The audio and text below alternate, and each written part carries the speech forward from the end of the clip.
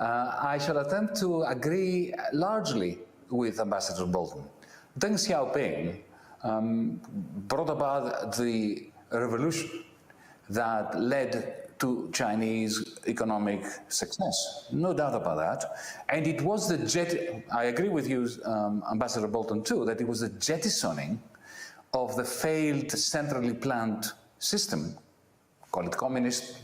You can't call it Marxist because Marx never wrote about those things. But let's agree that he jettisoned the collectivist, centrally planned communist system of production. In that sense, he brought in a kind of, liberal free market ethos into China that worked very well. But there were three things that he did also that made it work. The first thing he did was he did not allow for the liberalization of finance. And that was crucial in helping China succeed. Remember Franklin Roosevelt, I will take you back to Bretton Woods. When he convened the Bretton Woods Conference, he made sure, he actually stated one term for sponsoring that global, remarkable conference that yielded two decades of wonderful capitalist growth. And that was no banker, no financier should be allowed into the Mount Washington Hotel. Remember that? That's also what Deng Xiaoping did. He said, if we want free markets, we cannot have financial markets running havoc and running amok.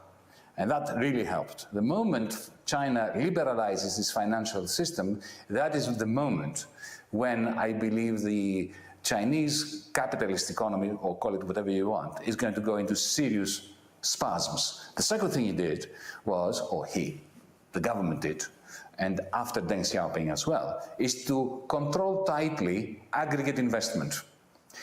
The way in which they boost aggregate investment, especially after the 2008 crisis, stabilized China and the world economy, and then deflated it a bit. Then again in 2014, when there was another tendency for the economy to stall, increased it a bit. So this is macroeconomic management that they did, which the United States, courtesy of the way in which Congress and the White House often do not see eye to eye, has not had the capacity and certainly not the intention since Franklin Roosevelt of doing, or maybe LBJ.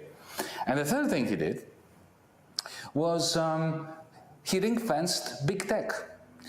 China is the only country that features companies that can compete with Amazon, that can compete with Google. Europe cannot do that.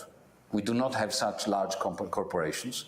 And one of the reasons why various administrations in the United States, including the new one of President Biden, President-elect Biden, are confrontational with China is because it's very difficult to accept that there is, an Amazon competitor in China that the United States policymakers cannot find ways of incorporating in the Silicon Valley-based big tech, another kind of primitive accumulation rivalry between two superpowers that doesn't benefit the world.